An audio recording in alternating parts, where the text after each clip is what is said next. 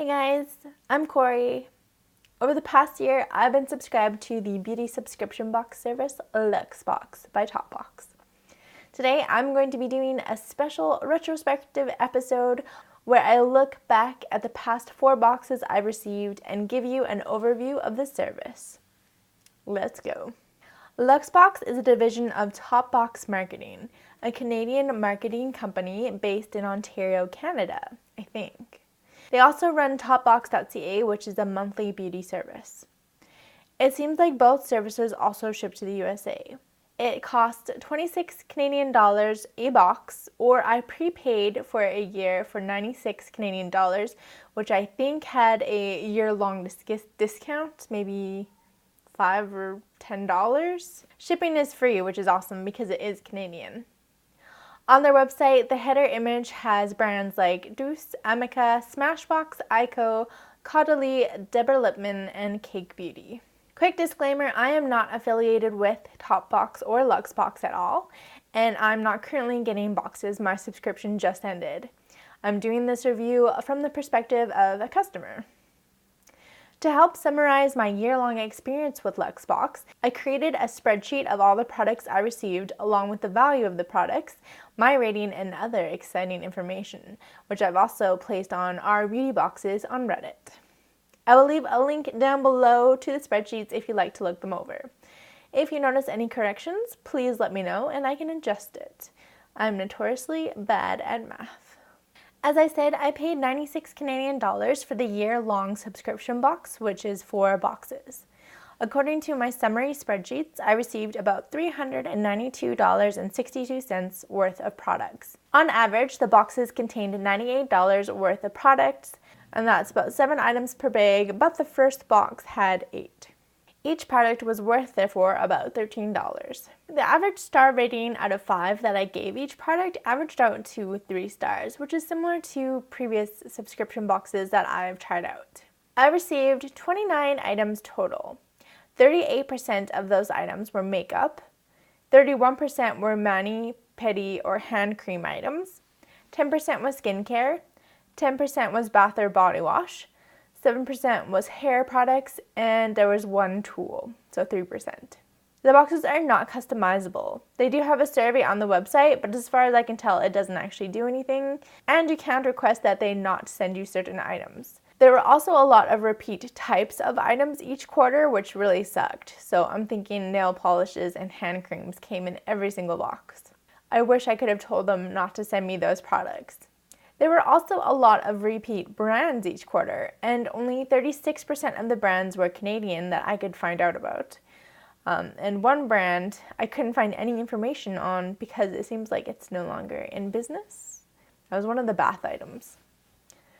80% of the items I received were full size, and of the 29 products I received, I ended up decluttering or getting rid of 52% of the items. I ended up entirely using 7 items, which is the end goal, right? That's about 24%. And I'm currently using the other 7 items, which is 24%. I discovered a total of 0 HG status items, like holy grail items, must-have items, and that is a new beauty box low. Let's break down my average rating of each item. As I said before, I give each item on average a 3-star rating out of 5 stars. Look at this chart. 31% of the items I gave a 1-star rating, also a new record. 14% of the items I gave a 2-star rating, 28% of the items a 3-star rating, 14% of the items a 4-star rating, and again 14% a 5-star rating. So even though it worked out to a 3-star average, I didn't like a lot of the items. I ended up giving away a lot. If you would like to see a more in-depth review of each item I received, do check out my playlist where I open up each box and review the items as I pull them out and re-review the previous months. It's not too hard to watch because it's only 4 videos. I'll link them up here. Or, of course, if you want a quicker summary, just check out the spreadsheet down below. My favorite box was my very first box, spring 2017. Remember the optimism opening up that box. I think my biggest disappointment with Luxebox was that I received no amazing brands that are really outside of the beauty box world. There was nothing from Sephora or other like legit step above drugstore brands, except maybe a deluxe sample of Belief face cream. There were lots of indie and drugstore brands, but not a lot screamed like luxury to me. I would be happy to get those in like my Ipsy box, or if I was subscribed to Topbox, you know? Where was my Caudalie? I received all of my boxes usually around the middle of the month here in Canada. And right when I signed up, apparently they discontinued tracking of the boxes, but I never had any issues receiving my boxes. I did receive one broken item. I contacted support and they replaced it right away, no problems or questions.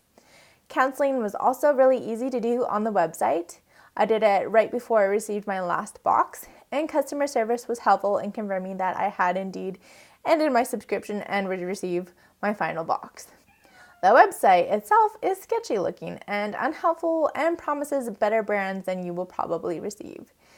It does keep a list of all the boxes that you have received, but unfortunately it does not keep an archive of all the items that you received within those boxes. They do send you an email with all the products you received, which is nice. But again, Ipsy really sets the standard with bag archives, especially if you want to remember what you got in a previous bag, or if you want to go back and find out more details about the product. I feel like a marketing company could definitely do better. Topbox does have standalone boxes you can buy, but I didn't opt for any of them because there were too many items and brands that I was not interested in. By the end of my subscription year, I was really over Luxebox. I wouldn't recommend it. I would say maybe try Topbox or stick with Ipsy or FabFitFun. Luxebox is the most disappointing subscription service I've tried to date. It would be improved if you could at least tell them not to send you items like nail polish, bath type products, and hand creams, a lot of which I gave away. I did like getting the one-time use pedicure products, which was pretty unique for the service compared to other services I've tried. Many of the makeup items felt really subpar, especially some of the lip items. If you are only interested in makeup subscription boxes, then I think it would be much safer to go with a different subscription box, because you'll probably get a better variety of makeup items and a better variety of brands. Overall, I'm going to give Luxebox 2 stars out of 5. I will remember it as the box that gave me the opportunity to give a lot of my friends and loved ones a lot of gifts. Thank you for watching this 1 year of Luxebox retrospective special. If you enjoyed the series, please check out my other 1 year of series in the playlist up here. I'm also currently reviewing my 2nd year of FabFitFun subscription box. I think I only have one more box left in that series. If you have any recommendations for other subscription boxes, especially Canadian ones, please leave a comment down below. Thanks to those who have left me recommendations in my other videos. Those are really helpful, and I'm definitely looking into what box I'm going to go with next. If you have any comments, tips, or tricks for Luxebox boxes or Topbox, definitely leave us a comment down below. And I'm sure other people will love to hear your experiences with these boxes.